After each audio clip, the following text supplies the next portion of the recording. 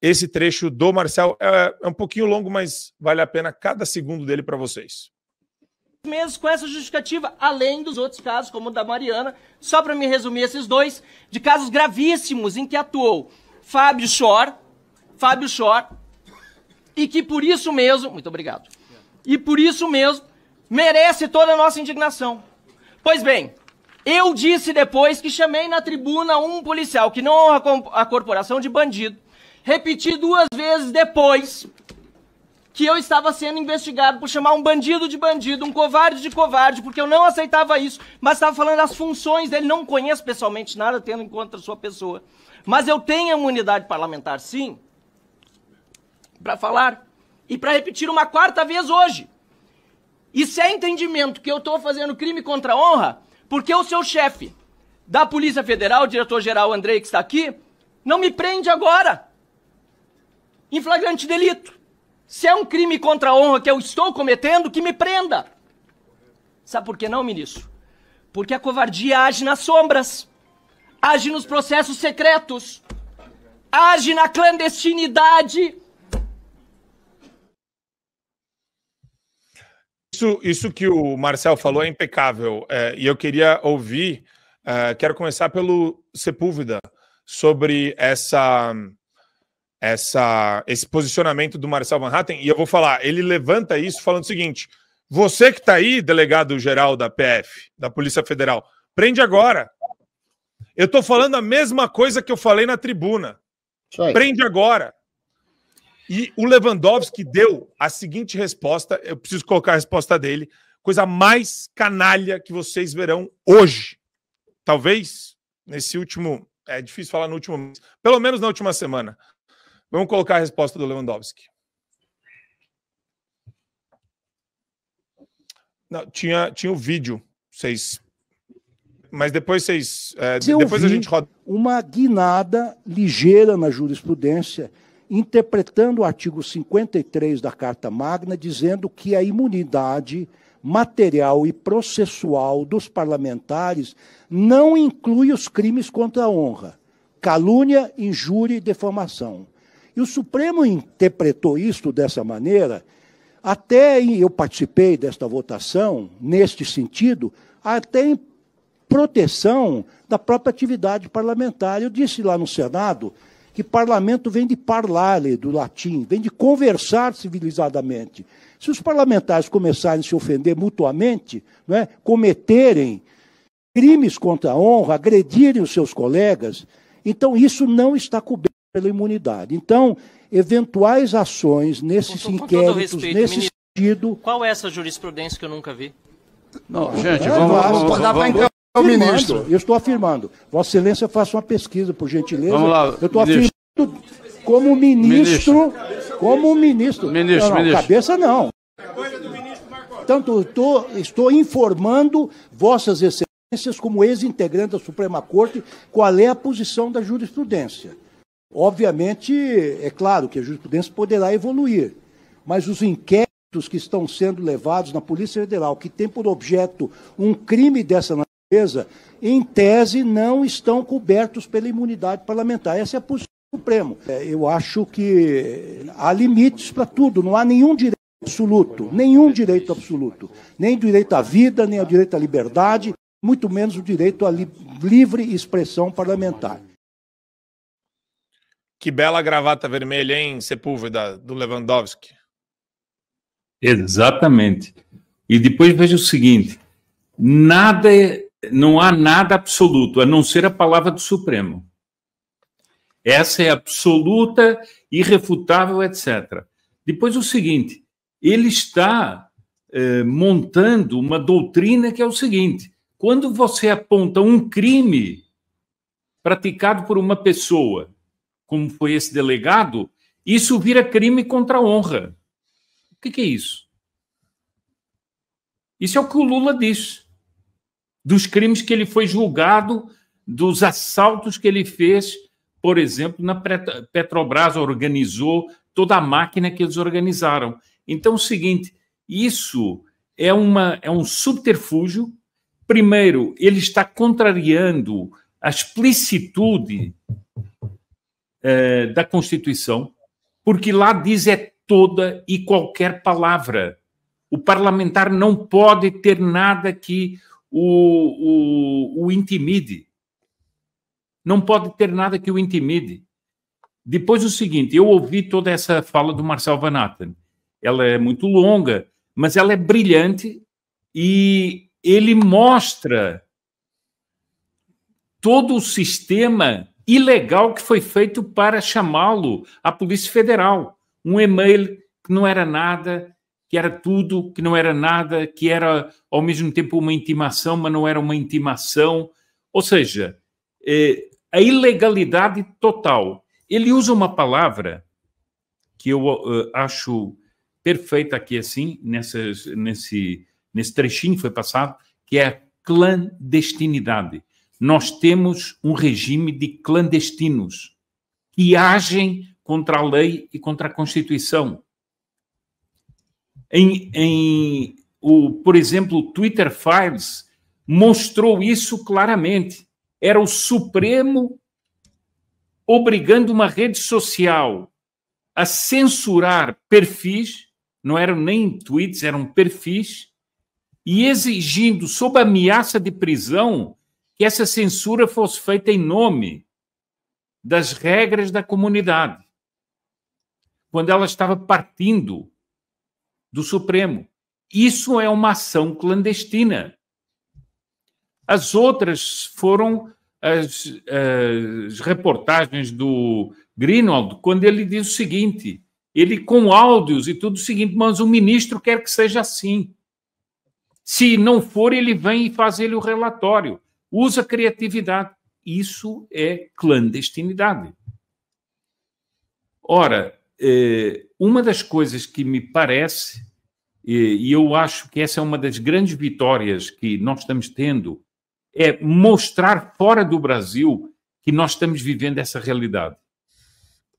Enquanto essa gente ficou fechada aqui dentro, fazendo os crimes deles, sem ser visto de fora, isso era bom para eles. Mas agora isso é público e notório.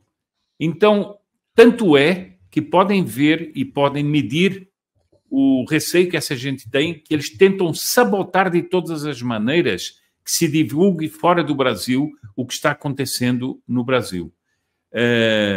Agora, eu achei que aquele discurso do Lira defendendo Marcel Van Hatten e o cabo, agora não me lembro... Gilberto, né? Bom, foi um discurso bom, mais ou menos. Foi um discurso assim, com pouca ênfase para a crise que nós estamos vivendo. Mas eu espero que realmente ele deixe de ficar só na possibilidade e processe mesmo os elementos da Polícia Federal que estão tentando processar, estão lançando inquéritos contra os deputados. Porque, senão, não há mais parlamento. Não há mais parlamento.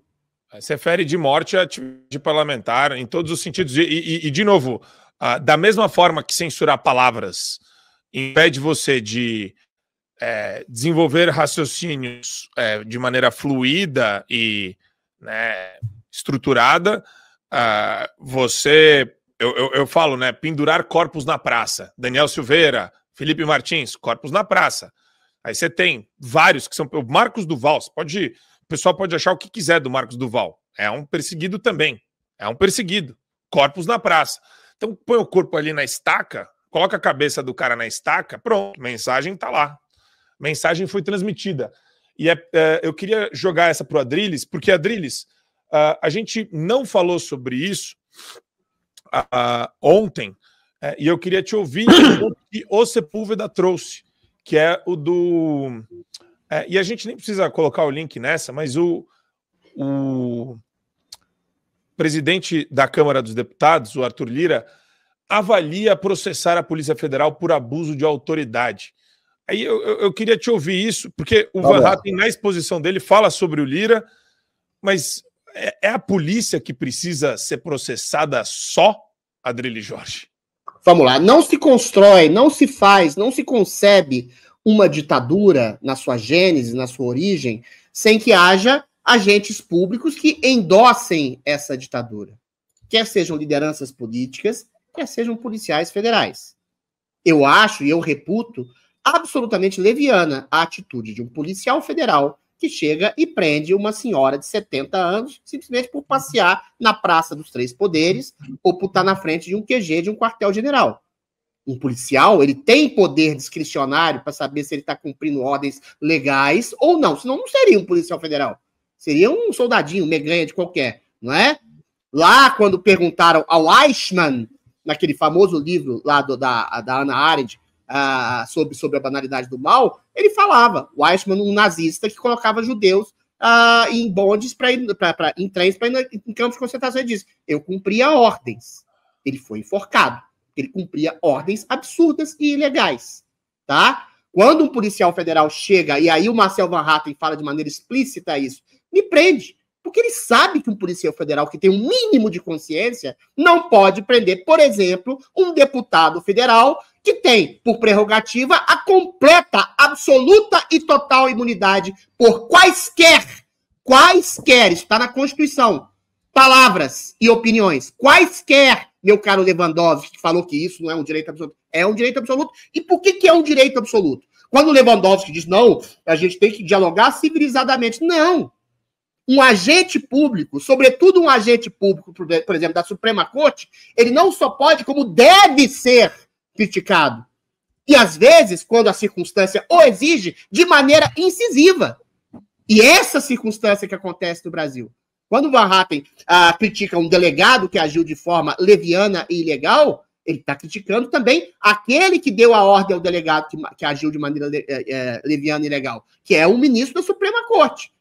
O ministro da Suprema Corte, quando ele é abusivo, você vai chamar de quê? De abusivo. Quando ele é ditatorial, você chama de ditatorial. Quando ele é tirânico, você tem que chamá-lo de tirânico. Quando ele prende pessoas com tipificações criminais que não existem, em inquéritos colocados de ofício, em que o juiz se coloca como vítima, como carrasco, como acusador, e você tem que dizer, esse homem está rasgando a Constituição. É esse homem que está cuspindo na democracia, arrebentando com a liberdade de expressão e dizendo, colocando seus crimes da boca de outros, na ação de outros que ele está prendendo. Ou seja, como é que você vai chamar um homem que está cometendo crimes na Suprema Corte que não seja de criminoso? E aí quem que vai julgar esse deputado? Quem que vai julgar esse jornalista que está chamando esse juiz da Suprema Corte de criminoso? É o próprio criminoso. Então é por isso, meu caro Lewandowski, aprenda o direito que um deputado é inviolável por suas leis, porque ele é um representante do povo, e não é que ele pode, ele deve fazer críticas incisivas a quem está se comportando de maneira completamente leviana no exercício de um cargo público. E esse mesmo deputado pode ser criticado, sim, de maneira incisiva ou até violenta simbolicamente, antes que me interpretem mal, e sempre interpretam mal, um colega seu que esteja praticando um ato ilícito de corrupção. Se eventualmente essa acusação se provar leviana, você faz um processo em primeira instância de calúnia, difamação ou coisa do tipo. Agora, não é o que acontece no Brasil. Se você critica o ministro da Suprema Corte, se você critica o Lewandowski, o processo vai lá para o inquérito, que é ilegal, com tipificação criminal ilegal, e você vai preso sem saber por quê. E até morre na cadeia, como Clérison Pereira da Costa. Então é isso, meu caro Lewandowski. Eu estou te ensinando jurisprudência. Eu, que sou leigo, sei por que um deputado é inviolável. E eu, que sou leigo, também sei que os ministros da Suprema Corte que estão cometendo crimes hoje são invioláveis porque eles comandam a lei. E se um deputado ou qualquer pessoa disser que eles estão cometendo crimes, essa pessoa vai presa. Então são os criminosos que estão acusando os outros de crimes que eles mesmos fazem. É importante lembrar para todo mundo que está assistindo a gente que não é defamar, é difamar. E o problema do Lewandowski, fora o mau caratismo... Eu falei defamar? Não, o Lewandowski falou na audiência. Nada com relação à sua fala, Drilis. É com relação à postura do Lewandowski, que é a mais cretina que eu já vi na minha vida. Ô, Didi, saca só, Didi. Eu posso investigar você a hora que eu quiser, quando eu quiser. Sabe qual desculpa que eu vou dar? Se você for inocente, você vai ser absolvido. Você entendeu o negócio? Ele já colocou... Olha que louco isso. Tribuna, denúncia do Van Hatten, e daí você vê E eu vou falar isso com todas as palavras. Uma postura vagabunda, cretina, ordinária desse cara, que é o Lewandowski, que eu tinha que... Não tinha que nem tirar a cadeira desse cara do Supremo Tribunal Federal, tinha que fazer tinha que levar um padre exorcista depois que esse cara saiu do Supremo para tirar a quantidade de demônios que tem lá naquele gabinete dele, né, de entidades sobrenaturais. O cara é um apoiador inequívoco do MST, o cara é nojento. Mas tem uma coisa, Didi, que me irrita muito, que é essa postura que eu já ouvi de vários promotores, vários não, mas alguns promotores de justiça, procuradores de justiça também. Na dúvida, e não é isso que está acontecendo, tá? O que está acontecendo aqui é uma perseguição. Só que a opinião dele vai muito nessa linha do cinismo. Na dúvida, a gente investiga. Se você for inocente, Van Hatten, fique tranquilo, você será absolvido. E aí, Didi? O que você acha disso? Na dúvida, a gente investiga, te prende durante a investigação, e se você for absolvido, talvez a gente te libere. Eu até anotei aqui uma fala do ministro que ele diz assim: uma guinada ligeira na jurisprudência. Imaginem, meus companheiros de bancada, se não fosse uma guinada ligeira, né? Se fosse uma guinada radical na jurisprudência. Ou seja, eu sou um ignorante, não sei nada de lei, não estou aqui para dar a minha opinião jurídica, mas todos nós aqui, temos um amigo em comum que sabe muito de lei, que é o doutor André Marcília. E eu acho que quem resumiu muito bem isso aí foi ele. Ele colocou no Twitter hoje o seguinte: parlare não quer dizer conversar civilizadamente, mas falar livremente. Para conversar civilizadamente, não precisa de imunidade. O que é exatamente uma contradição do que o ministro falou, né? Porque o ministro inventa coisa. Ele senta lá, fica dando a sua verborragia, a sua metralhadora giratória, e não tem, evidentemente, um parlamentar com a capacidade nem com a experiência jurídica de um Marcília para dizer a ele: não, ministro, parlar não quer dizer isso não, no que o senhor está falando. Outra, vamos dizer assim, equívoco do ministro é o seguinte, ainda segundo André Marcília: não existe essa jurisprudência do STF limitando a imunidade aos crimes contra a honra. A jurisprudência entende que a falta é coberta se feita da tribuna e tiver relação com o mandato. A fala de Van Hatten teve relação com o mandato e foi feita na tribuna. E mesmo assim, ele foi indiciado. Ou seja, o Lewandowski, ele não tem conhecimento nem do que acontece no tribunal, que ele passou 200 anos lá. Nem quando ele fala de jurisprudência do tribunal, ele acerta. E olha que o cara está lá um tempão. Ele deveria saber alguma coisa. Eu não sei se é má fé ou incompetência, mas o fato é que ele distorce a realidade, ele inventa narrativas para caber naquela narrativa oficial do consórcio, né, que é o governo, o judiciário, o executivo, o legislativo e as Forças Armadas. E, por último, o André diz o seguinte: a imunidade não é um direito absoluto, mas é um direito coletivo, pois o parlamentar representa o eleitor. Portanto, é um direito maior do que o individual do ofendido.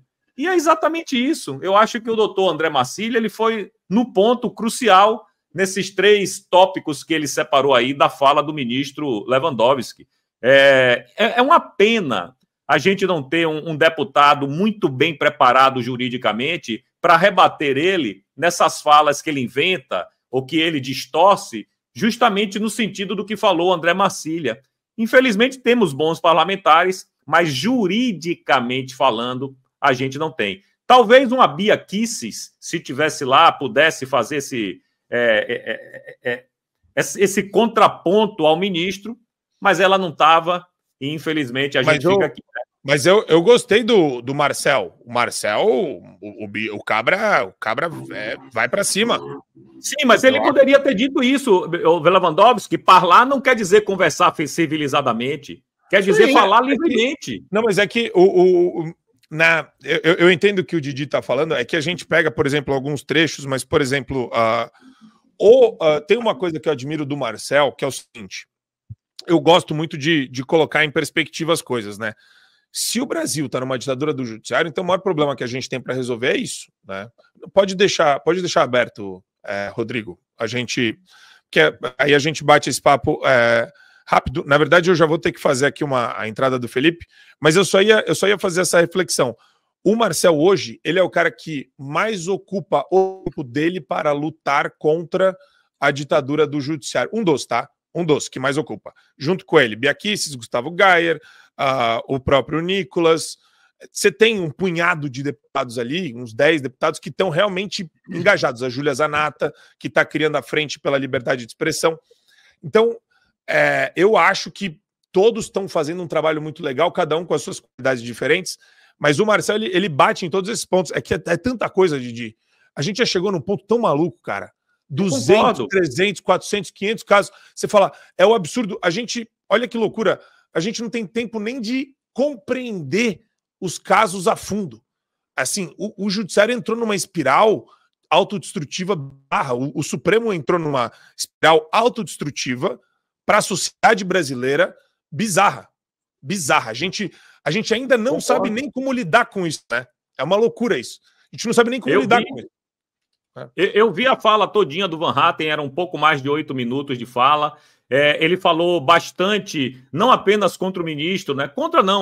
Contrapondo o ministro, melhor dizendo, como também ao chefe da Polícia Federal lá, o Andrei Rodrigues, que estava lá. Ele pediu para ele ser prenda, então, se eu estou cometendo algum crime. A questão é essa. Pois é. E ele ainda expôs na cara. Ele falou, eu falei a mesma coisa que eu falei na tribuna. Vocês não estão me prendendo em flagrante aqui por quê? E prevaricou, né? E vai ser adicionado. E se foi um crime na tribuna, isso é adicionado nos autos do inquérito que foi aberto contra ele? Esse trecho, essa fala na comissão, a atividade parlamentar vai ser criminalizada? Gostei Didi, só uma pequena coisa. Eu acho o seguinte, você tem que compreender que a pessoa, quando está ali no debate, ela não tem todos os elementos para fazer. Por exemplo, o Marcel Van Hatten não tinha capacidade, naquele momento, de fazer uma consulta à jurisprudência do Supremo. O que o Marcília fez em casa, certamente pôde fazer esse tweet. Então, eu acho que é preciso cada coisa no seu lugar. Agora, vejam a atitude do ministro. Quando o Marcel Van Hatten perguntou onde é que está a jurisprudência, eu estou falando. Mas estou falando, o que isso quer dizer? Eu estou falando. Eu fui ministro do Supremo. E daí? Né? Eu estou falando. O aposentado está falando. Ele não tirou a carta da manga, né? Ele falou, doutor Sepúlveda, falou que era ministro da Suprema Corte várias vezes. Em vários momentos ele falou, porque eu fui Supremo, eu fui ministro da Suprema Corte, eu participei dessa votação. Exato, exatamente. E daí?